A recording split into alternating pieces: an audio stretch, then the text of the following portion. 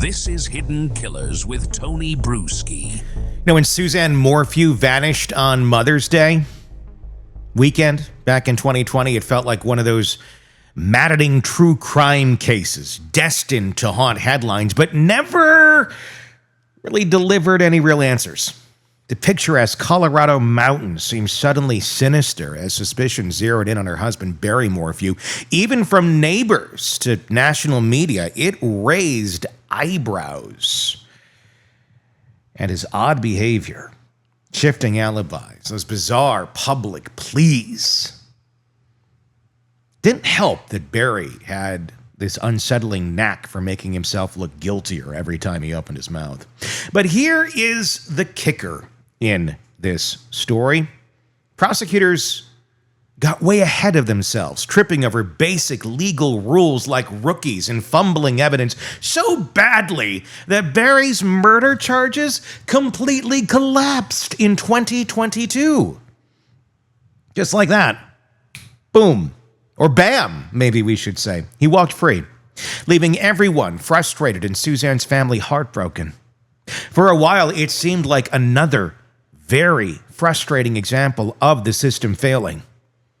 Then, in a wild twist straight out of a Netflix documentary, Suzanne's remains surfaced in 2023, hidden in a remote area of Colorado, and not just bones. Her remains held a chilling, damning clue. Traces of a super rare animal tranquilizer called BAM. Who happened to have exclusive access to BAM? Barry Morphew himself, a hunter and landscaper who, yes, had previously bought the tranquilizer for his deer farming activities. Suddenly, investigators hit exactly what they'd been missing: a forensic smoking gun.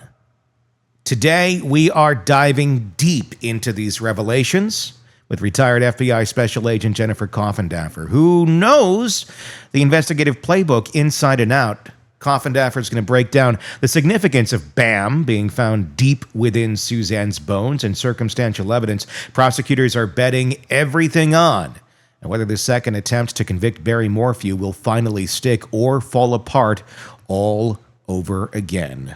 Jennifer, what's your take thus far?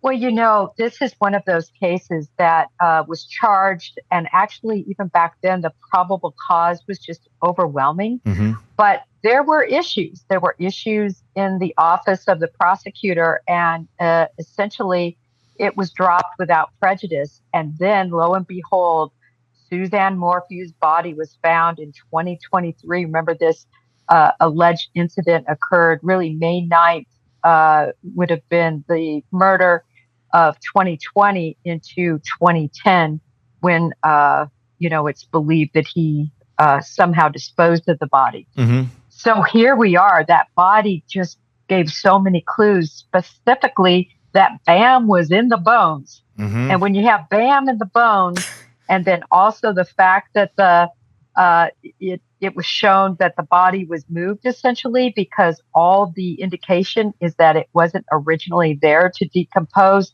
Mm-hmm. You have even stronger probable cause that he committed this crime. It's a lot of, a lot here. BAM in the bones. It's, it's horrible. I mean, it sounds strange to say for such a horrible case, but it sounds kind of funny in a weird way. BAM in the bones. If it's in the bones, this is not just in your, in what is left. And I'm not trying to be morbid here, but what is left of your flesh, if there was much left. This is deep. This is in the bones itself. Does that make this even more impactful than just if it was on the tissue and things of that nature, showing that it got that deep into her system, essentially? Well, I think what makes it so irrefutable is the fact that it's BAM. As you mentioned leading up in the segment, BAM is a very rare tranquilizer that very few want to purchase. And it just so happened in this area, literally, Barry Morphew was the only one to buy it. The law enforcement went back and looked, and this would have been purchased actually in Indiana prior to them moving to Colorado, that it was actually purchased. And again, he was a deer farmer. if you will. And so he often had to tranquilize deer. So this is another, I think, key component to the case. This wasn't just some novice that said, oh, I think I'll just pick up a tranquilizer gun and give this a go. He knew exactly how it worked. It's kind of complicated. You have to take a syringe and then put the BAM into the darts. And so it's a bit complicated. So he was an expert, if you will, at BAM and tranquilizing. When it comes to something like this, I mean, the fact that it's a little more complex. You got to put it into the dart. You're not just, picking up, a bullet and putting it into your gun or loading a clip. This is a little more in depth. Does that make this even stronger type of ballistics evidence than it would be if it were just a regular old bullet from a box? Absolutely, because of the specificity of it. It's so unique. People don't normally have BAM in their house. Now, they might have a 9mm in their house, especially in Colorado or other weaponry. But to have this unique tranquilizer that was used, a tranquilizer gun that was found in the gun safe, and another key component was the cap from one of the syringes was actually found in the dryer with men's believed to be Barry's shorts. So that also kind of added up. This is one of these circumstantial evidence cases that when you put all the pieces together, it leads you right down the yellow brick road to Barry Morphew. It does, but it is a circumstantial evidence case. And that's the problem that we see in so many of these cases is, yes, let's put the pieces of the puzzle together. We have all of the pieces. It's a big Barry Morphew puzzle. His face is on it. He's in the mountains. And you just have that one little piece left to put in, but you can't find it. It's not there. Everybody can look at this and go, well, clearly this is a puzzle of Barry Morphew. But you may have a juror that goes, no, that's Bigfoot. That's Bigfoot. I don't think it's Barry. Like, well, no, it clearly is Barry Morphew. Like, who else would it be? Well, I don't know. That's beyond a reasonable doubt. People don't seem to understand what that means. Okay, so we have this. We got the BAM. We got the bullet cap, which one would, I guess it would be easy to think of. Okay, you take the cap off the dart. You probably threw it in his pocket as he was loading it and all that, and then it's in the dryer. Didn't think about it, and boom, that's where it was found. Beyond that, what are some of the other strong pieces of circumstantial evidence here, and any other evidence that we had leading up to the first arrest before it was all thrown out due to the discovery violations with the prosecution?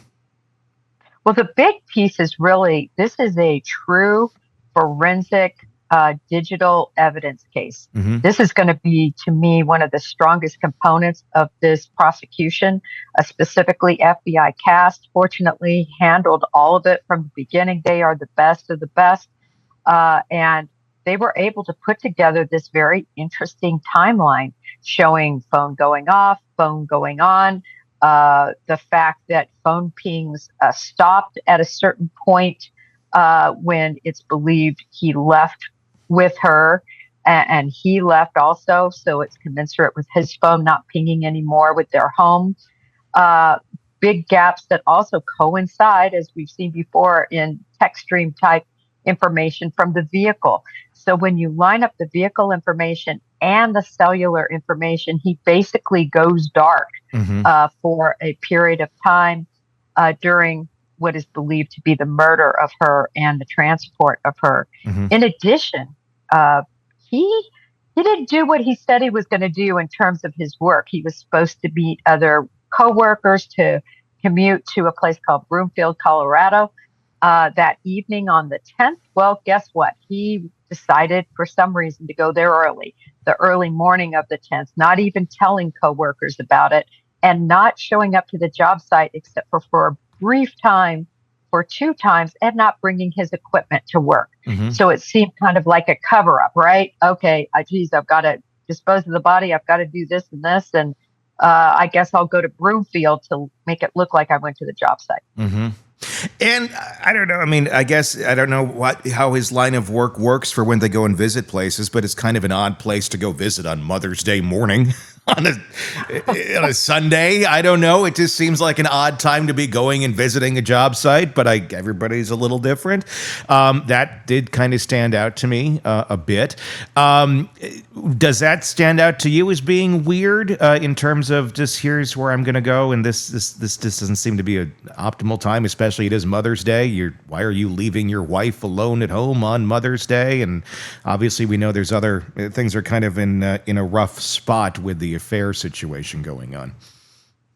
Yeah, certainly I would normally think that, but it's clear, even though Barry Morphew, when initially interviewed, lied. Mm-hmm. He said, oh my gosh, our relationship is great. It's beautiful. She would say the same thing. Well, it was completely on the decline. She wanted a divorce. And he actually screenshotted and saved one of her text messages and got rid of everything else. Their text message strings together. But he screenshotted the one probably because this was just so damning in a sense. I mean, hurtful to him, mm-hmm. Saying it's over. It's over, Barry. It's over. Let's try to get through this civilly. Mm-hmm. And obviously something he was not a fan of. He did not like that idea of getting the divorce. And shortly after, it was like 3 days after is when this all occurred, after he received that screenshot. I know it was very, very close. Yes, yeah, just within days. And, I think that's where the prosecution has a motive they've established, which, again, isn't part of the crime in terms of the statute. But every jury wants to know, why in the world would this guy kill his wife in this horrible way? So here we are again, right? Another round of charges against Barry Morphew. Only this time prosecutors seem to have learned a thing or two. At least we hope they have. Jennifer Coffindaffer made it clear this isn't your average circumstantial evidence case. This isn't about suspicious phone activity or odd behavior anymore. We now have physical proof connecting Barry to Suzanne's death, courtesy of that creepy, ultra-specific tranquilizer, BAM. But let's be real. Barry Morphew's defense team isn't exactly going to roll over because prosecutors finally got their forensic ducks in a row. They're going to come guns blazing, looking to poke holes in every single bit of circumstantial evidence. All it takes is one juror unsure if the puzzle fully fits together to bring everything crashing down again. As Coffindaffer put it, circumstantial evidence cases are always high-stakes gambles. They're like trying to build a perfect Jenga tower in a courtroom where every piece could topple the whole thing. What we've learned today, though, is that digital and forensic evidence is king. Those little details, Barry's suspicious phone activity, the strange movements of his truck, the dart cap inexplicably ending up in the dryer with his shorts. Each one paints Barry into an increasingly tight corner. But is it enough to guarantee a conviction? That's the million-dollar question here. It's not just about justice for Suzanne, which she deserves without question, but also about whether our justice system can overcome previous missteps and actually deliver on its promise. Barry Morphew's trial isn't just about proving guilt. It's about restoring faith that meticulous investigative work and hard forensic science can hold someone accountable, even when that someone has already slipped through the cracks once before. So buckle up. This next round, it's going to get very bumpy. As Coffindaffer clearly outlined, it's shaping up to be even more intense, even more detailed, and definitely more high stakes than ever before. Let's just hope this time around Suzanne Morphew finally gets the justice she's been waiting for. What are your thoughts on this story? Let me know in the comment section on YouTube. If you're listening to us on the podcast platform, be sure to press subscribe there and then check out our YouTube channel. Just search Hidden Killers with Tony Bruschi so you can join in the conversation on this case and the many that we cover for you here at the Hidden Killers podcast and True Crime Today. I'm Tony Bruschi. We will talk again real soon. Craving non-stop true crime updates? Press subscribe now and get the latest cases, analysis, and expert commentary delivered straight to your feed, only from the Hidden Killers podcast and True Crime Today.